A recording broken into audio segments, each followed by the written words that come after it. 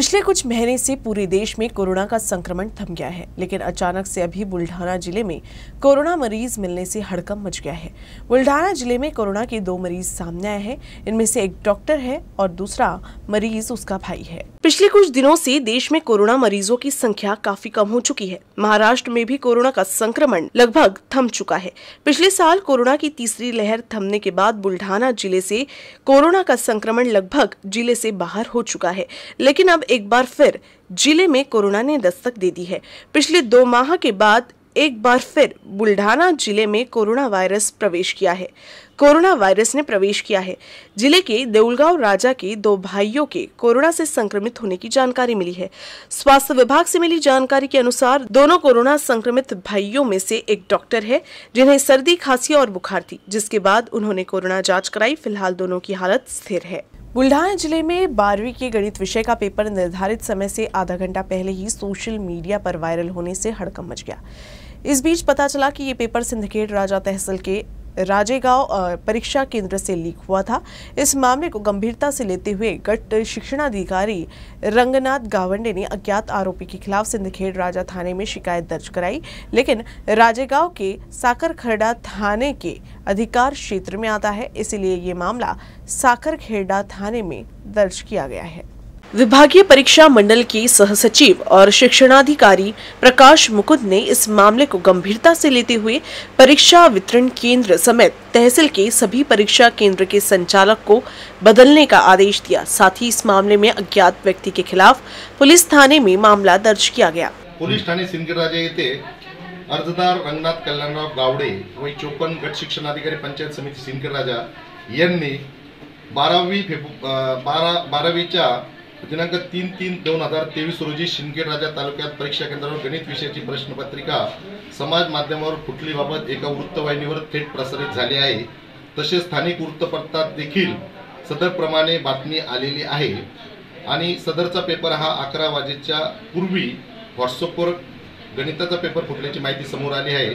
सिंदखेड़ राजा तालुक्यातील राजेगाव येथील सदर प्रकार असल्याने सदरचा गुन्हा सिंदखेड़ राजा पोलीस स्टेशनला दाखल करण्यात आलेला आहे, पण प्रकार हा साकरखेड़ा पोलीस स्टेशनच्या हद्दीतील असल्याने सदरचा गुन्हा आम्ही हा वरिष्ठांच्या आदेशाने साकरखेड़ा पोलीस स्टेशन येथे वर्ग करत आहोत। सायबर ॲक्ट नुसार गुन्हा दाखल करण्यात आले। सायबर ॲक्ट प्रमाणे गुन्हा दाखल करण्यात आला नसून विद्यापीठ मंडळाच्या महाराष्ट्र विद्यापीठाच्या मंडळाच्या व इतर विनिर्दिष्ट परीक्षेमध्ये होणारे गैरप्रकारास प्रतिबंध करण्याबाबत अधिनियम 1982 चे कलम 5 व कलम 6 प्रमाणे सदरचा गुन्हा दाखल करण्यात आलेला आहे। आरोपी अज्ञात आहे का? आरोपी अज्ञात आरोपिताविरुद्ध दिलेला आहे।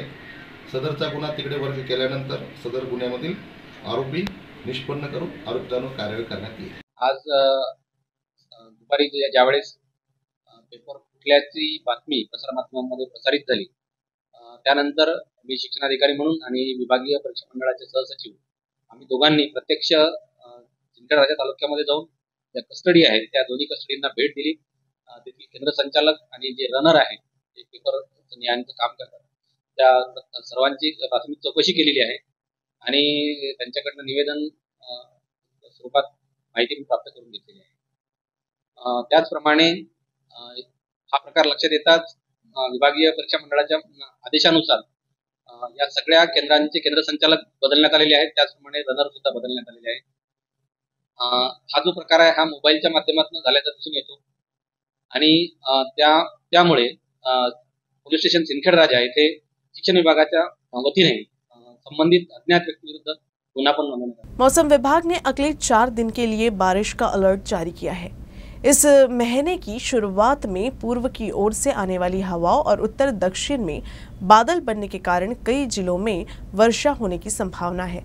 मौसम पूर्वानुमान के अनुसार बुल्ढाना जिले में 5 मार्च से 7 मार्च के बीच हल्की बारिश और गरज चमक के साथ बिजली गिरने की संभावना है। मौसम विभाग ने अगले 4 दिनों तक राज्य में बारिश का अनुमान जताया है, जबकि कुछ जिले में बादल छाए रहेंगे।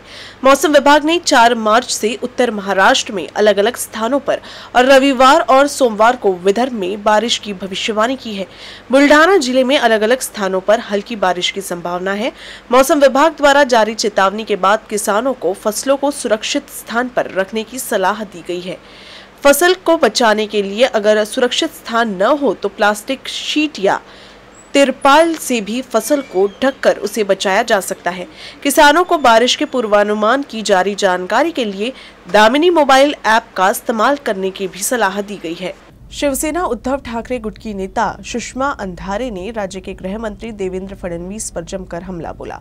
अकोला में पत्रकारों से बात करते हुए उन्होंने संदीप देशपांडे और अन्य नेताओं पर हो रहे हमले की घटना को लेकर राज्य में कानून व्यवस्था पर सवाल उठाया। इस दौरान कहा कि गृह मंत्री देवेंद्र फडणवीस पर काम का अधिक बोझ है तो फिर अपने सहयोगी नेता बच्चू कडू को गृह मंत्री का पद दे दे। इस दौरान उन्होंने नवनीत राणा पर भी शाब्दिक प्रहार किया। उलट या हल्ल्यातनं ते बालंबाल बचावले। त्यामुळे एका अर्थाने आपण सगळ्यांचे आभार मानले पाहिजे की चांगली गोष्ट आहे की त्यांची प्रकृती निश्चितपणे ते सुखरूप आहेत। पण या निमित्ताने एक प्रश्न निर्माण होतो, गृहमंत्री असणारे देवेंद्र फडणवीस कुचकामी ठरत आहेत का? कारण काही दिवसांपूर्वी दिवंगत राजीव सातव साहेबांच्या पत्नी प्रज्ञाताई सातव यांच्यावरही अशाच पद्धतीने हल्ला झाला। त्यानंतर 2 दिवसांपूर्वी अकोल्यामध्ये शिंदे गटाचे संपर्क प्रमुखांनी जिल्हा प्रमुखांच्यावरती प्राणघातक हल्ला केला। ठाण्यामध्ये शिवसेनेच्या विभाग प्रमुखाची दिवसाढवळ्या हत्या झाली आणि आजचा मॉर्निंग वॉक करत असताना संदीप देशपांडे यांच्यावरील झालेला हल्ला, हे सगळं चित्र बघता कायदा सुव्यवस्थेचा प्रश्न ऐरणीवर आलेला आहे। अकोला जिले के मूर्तिजापुर ग्रामीण पुलिस ने पशु तस्करों के खिलाफ कार्रवाई करते हुए 11 गोवंश को मुक्त कराया है। पुलिस ने पारद फाटा के पास कार्रवाई कर एक बोलेरो पिकअप वाहन को जब्त किया है। हालांकि इस कार्रवाई में 2 आरोपी भागने में सफल रहे। पुलिस उनकी तलाश कर रही है। अकोला जिले में इन दिनों गोवंश तस्करी के कई मामले सामने आए हैं। पुलिस भी गोवंश तस्करों के बारे में मिलने वाली सभी जानकारी को गंभीरता से लेते हुए लगातार कार्रवाई कर रही है। ऐसे ही मूर्तिजापुर ग्रामीण पुलिस को जानकारी मिली कि एक पिकअप वाहन से मवेशियों की तस्करी की जा रही है। इस जानकारी के अनुसार ही पुलिस ने पारद फाटा के पास कार्रवाई कर एक बोलेरो पिकअप वाहन को जब्त किया है। इस कार्रवाई में पुलिस ने 11 मवेशियों को मुक्त कराया है। हालांकि इस कार्रवाई में 2 आरोपी भागने में सफल रहे। पुलिस उनकी तलाश कर रही है। आगे की जांच मूर्तिजापुर ग्रामीण पुलिस कर रही है। बढ़ती महंगाई के खिलाफ अकोला में कांग्रेस महिला मोर्चे ने सरकार के खिलाफ आंदोलन किया। गैस सिलेंडर की बढ़ती कीमत, महंगाई सहित अन्य मुद्दों पर कांग्रेस की महिला पदाधिकारियों ने अनोखे अंदाज में विरोध कर आंदोलन किया। केंद्र सरकार ने होली से पहले घरेलू और व्यावसायिक गैस सिलेंडर के दामों में बढ़ोतरी कर देश भर में लोगों की नींद उड़ा दी है। घरेलू गैस सिलेंडर के दाम 50 रुपए जबकि कमर्शियल गैस सिलेंडर के दाम 350 रुपए बढ़े हैं। महंगाई ने आम लोगों की कमर पहले ही तोड़ दी है तो इस मूल्य वृद्धि ने आम लोगों को एक और झटका दिया है। घरेलू गैस सिलेंडर की कीमतों में पिछले 1 साल से 5 बार बढ़ोतरी की जा चुकी है। इस आंदोलन के दौरान कांग्रेस की महिला पदाधिकारियों ने गैस सिलेंडर और अन्य आवश्यक वस्तुओं की कीमतों के मुद्दे पर केंद्र की मोदी सरकार को चुनाव से पहले उनके किए गए वादों को याद दिलाया और सरकार के खिलाफ जोरदार प्रदर्शन किया। केंद्र सरकारचे राष्ट्रीय काँग्रेस पक्षाचा भारतीय राष्ट्रीय काँग्रेस पक्ष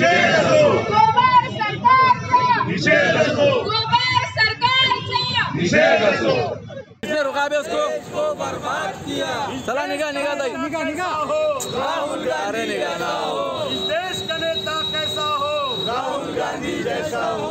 अकोला शहर में मनपा ने अतिक्रमण के खिलाफ कार्रवाई तेज कर दी है। अकोला शहर की सावत्र मिल की जगह पर अनधिकृत निर्माण पर बुलडोजर चलाया गया। अकोला शहर के कई इलाके में अतिक्रमण की समस्या है।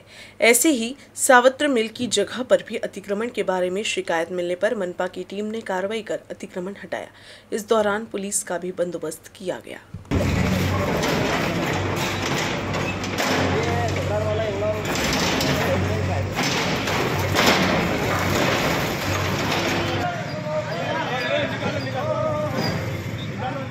बुल्ढाना के नांदुरा में समस्त हिंदू समुदाय की ओर से लव जिहाद के विरोध में और धर्मांतर पाबंदी लागू करने की मांग को लेकर विशाल मार्च निकाला गया। इसमें हजारों महिलाओं, लड़कियों और विभिन्न हिंदुत्व संगठनों ने भाग लिया। किसी भी अप्रिय घटना को रोकने के लिए शहर में पुलिस का पुख्ता इंतजाम किया गया था। इस आंदोलन के दौरान हिंदुओं के खिलाफ लव जिहाद की साजिश रचकर जानबूझकर हिंदू लड़कियों को निशाना बनाया जा रहा है।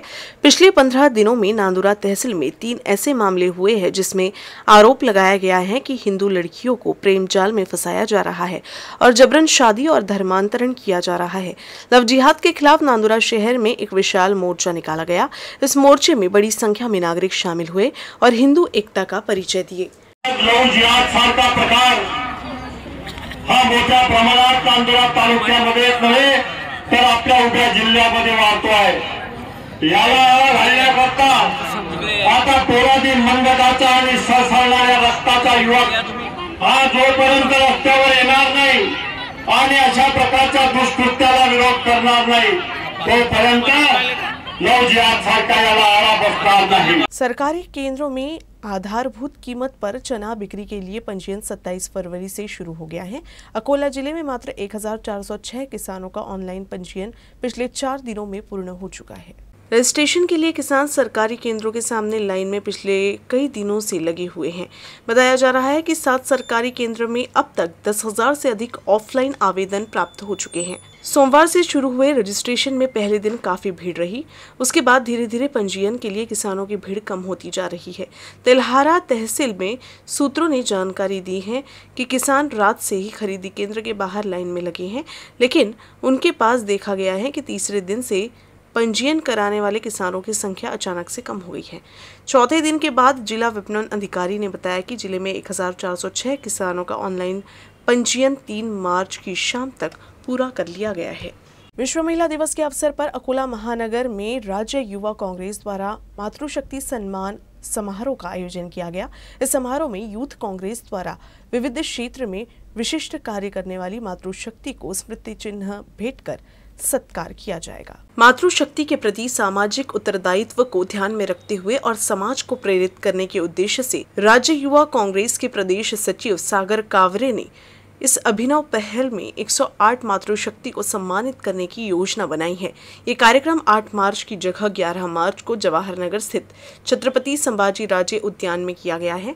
इस मौके पर मौजूद महिलाओं की खुशी को दुगना करने के लिए लकी ड्रॉ का आयोजन किया गया।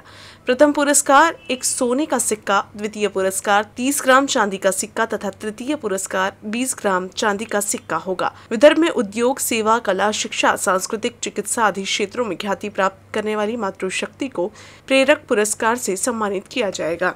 न्यूज रूम से बस इतना ही। खबरों का सिलसिला यूं ही चलता रहेगा। आप देखते रहिएगा UCN न्यूज अकोला।